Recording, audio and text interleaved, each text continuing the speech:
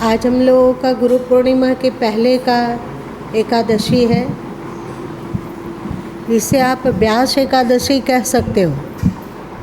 व्यास एकादशी मतलब क्या होता है? जैसे रंग भरी एकादशी है अथवा तिल एकादशी है, तो उसी तरह व्यास एकादशी। तो तिल एकादशी क्या होता है? तिल संक्रांत आने वाला हो तो उसके पहले हम लोग तिल को ईश्वर के चरणों में रखते हैं ना। रंग भरी एकादशी मतलब अब होली आने वाली है और अब हम सबसे पहले अबीर गुलाल अपने लिए उपयोग में लाने से पूर्व रंग को प्रभु के चरणों में रखते हैं और उसको चढ़ाते हैं, है ना। वैसे ही ये व्यास एकादशी है। अब गुरु पूर्णिमा आने वाला है। संयोग ही ऐसा है कि गुरु पूर्णिमा के पहले एकादशी, होली के पहले एकादशी, तिल संक्रांत के पहले एकादशी, उसी तरह अन्य सभी त्योहारों के पहले की जो एकादशी होती है उस दिन सबके सब ईश्वर के प्रति नतमस्तक होते हैं, समर्पण का भाव लाते हैं। समर्पण का भाव कहाँ है? तो समर्पण मतलब ईश्वर के प्रति समर्पित, ईश्वर की आज्ञा का अनुसरण, है ना। तो इसका सबसे पहले ये वेदों में मिलता है और खास करके सामवेद में मिलता है। सामवेद का अर्थ ही होता है गीत जो ईश्वर के लिए गाया गया। इसीलिए श्री कृष्ण गीता में जब अपना विराट रूप का वर्णन करते हैं अथवा अपना क्या कहते हैं,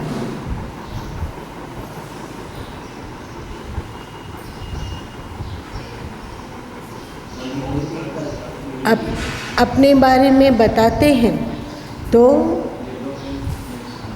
वे कहते हैं कि मैं वेदों में सामवेद हूँ, क्योंकि वो ईश्वर के प्रति समर्पित होकर गाया गया गान है अथवा ईश्वर का प्रेम और भक्ति का प्रदर्शित मार्ग है। इसीलिए सामवेद की चर्चा हुई। श्री कृष्ण आज से 5150 से भी अधिक वर्ष पूर्व उन्होंने कहा तमेव शरणं गच्छ सर्वभावेन भारत। कहा ना कि तुम उस ईश्वर की शरण में चले जाओ और इस ईश्वर की शरणागति को लोगों ने दिल खोल कर अपनाया। बौद्ध है तो वे कहते हैं ना बुद्धम शरणं गच्छामि, संघम शरणं गच्छामि और धम्मम शरणं गच्छामि। तो समर्पण बौद्ध में भी आया, गीता से। जैन भी समर्पित होते हैं। ये सब प्राचीन शास्त्रों का प्रभाव है। ईसाई में भी समर्पण की बात आती है कि एकमात्र ईश्वर का पुत्र ईसा है, आती है। इस्लाम में भी समर्पण का बात है। समर्पण क्या है? कहाँ है इस्लाम में समर्पण? उन लोगों के धर्म के 5 आधार स्तंभ हैं। पहला क्या है?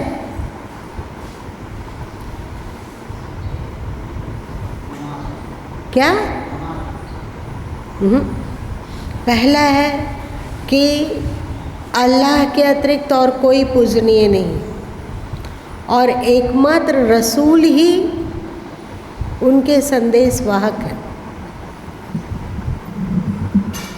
इसके द्वारा क्या हुआ? विश्वास कि अल्लाह के अतिरिक्त और कोई पूजनीय नहीं है और रसूल के अतिरिक्त अन्य कोई संदेशदाता नहीं है। एकमात्र रसूल की ही वाणी अल्लाह की वाणी मानी जाएगी। और दूसरा था ज़कात।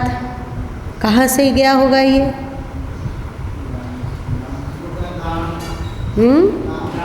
दान से गया। गीता का प्रभाव देखो तो दंग रह जाओगे। तीसरा है नमाज। नमाज शब्द पर ध्यान दो थोड़ा। नमाज, बताओ क्या नमाज कह रहा है? नमाज, नम यज्ञ, नम यज, नमाज यज। आ रहा है? यज मतलब क्या होता है? यज्ञ होता है। नम्र मतलब विनम्रता पूर्वक किया गया यज, यज यज्ञ। तो हो गया विश्वास, दूसरा हो गया नमाज, फिर हो गया ज़कात, फिर हो गया हज और एक हो गया रोज़ा। यही तो है। ये उनका मूल सिद्धांत है। इसमें भी स्पष्ट रूप से सनातन धर्म का असर देखा जा सकता है।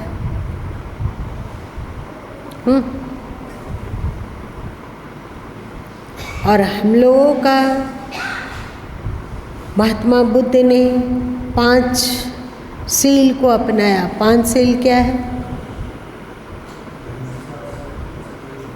अहिंसा, सत्य, अस्तेय, अपरिग्रह और ब्रह्मचर्य। कहाँ से गया? इस 5 सील का में से सबसे प्रमुखता पूर्वक अहिंसा को जैनों ने पकड़ा। अहिंसा परमो धर्म कहाँ से गया?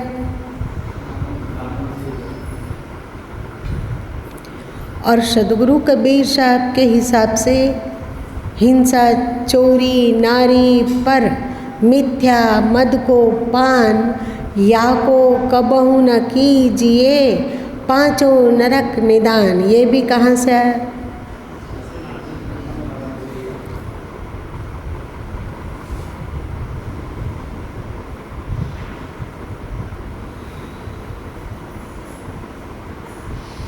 बताओ पहले कि इसकी चर्चा चली क्यों? समर्पण का त्यौहार। एकादशी कोई भी त्यौहार में प्रवेश करने से पूर्व हम समर्पित होते हैं ईश्वर के प्रति। आज व्यास एकादशी माना जाएगा तो व्यास एकादशी के अंतर्गत भावना होती है कि हे ईश्वर, हे परमात्मा, मैं जानता हूँ कि आप ही सद्गुरु के रूप में आकर हम सबों को ज्ञान देते हैं, हम सबों को मार्ग दिखलाते हैं। एक श्लोक है ना, मन नाथा जगन्नाथा मद गुरु जगत गुरु। क्या है बताओ? मद, हाँ बोलो। मद गुरु जगत गुरु।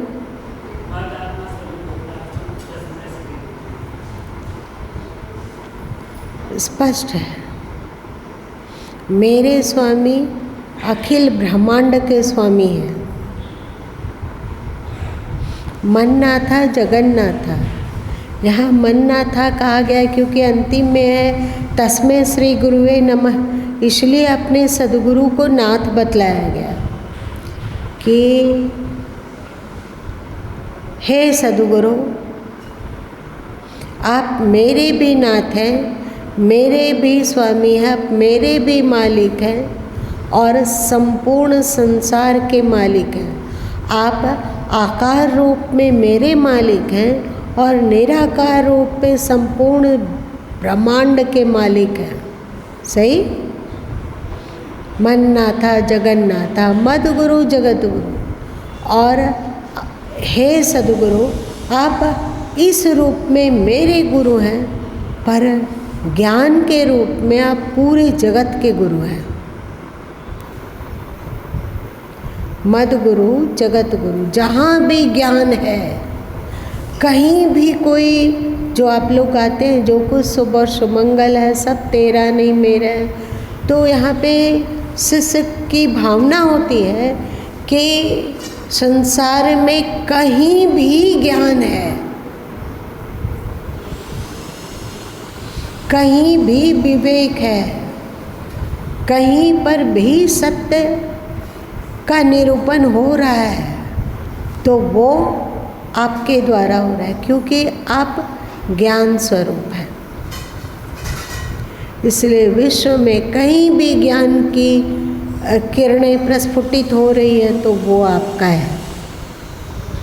क्योंकि हम लोग परमात्मा को चित्त रूप कहते हैं ना। चित्त मतलब क्या होता है?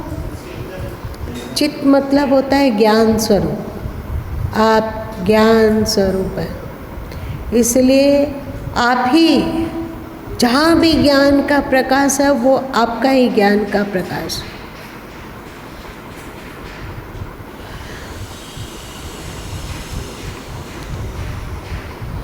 आप मेरे तो आत्मा है ही, मद आत्मा, जगत आत्मा। आप मेरे तो आत्मा है ही, आप मेरे तो प्रिय हैं ही, आप अखिल विश्व के प्रिय हैं, आप अखिल विश्व की आत्मा हैं। हो गया? इसलिए हे सद्गुरु, आपको प्रणाम है। तो वैसे तो आज व्यास एकादशी है, तो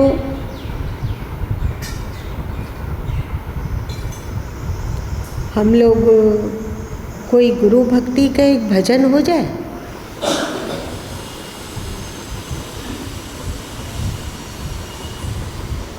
तुम्हें व माता च पिता तुम्हें हो।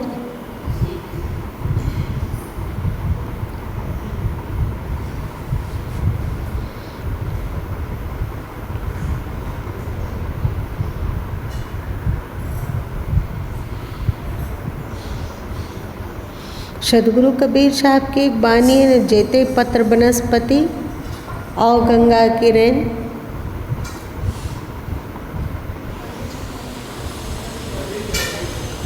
क्या इसका मतलब क्या होता है? जेते पत्र वनस्पति, धरती में जितने पेड़ों के पत्ते हैं आप गिन सकते हैं क्या?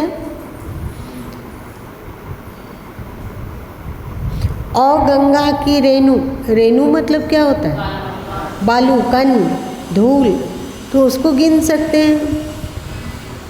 पंडित विचारा क्या करे, कबीर कहे मुक्त बैन। पंडित क्या विचारा कर पाएगा? इतना इतनी बानी, इतनी बानी। तो आप लोग, हम लोग ना नित्य प्रतिदिन नया ज्ञान सुन लेते हैं, तो हम लोग भी याद नहीं रख पा रहे हैं कि अमुक दिन क्या बोला गया, अमुक दिन क्या बोला गया, अमुक दिन क्या बोला गया, ये समझ ही नहीं पाते। आप लोग को भी ऐसा लगता है क्या? नहीं लगता है?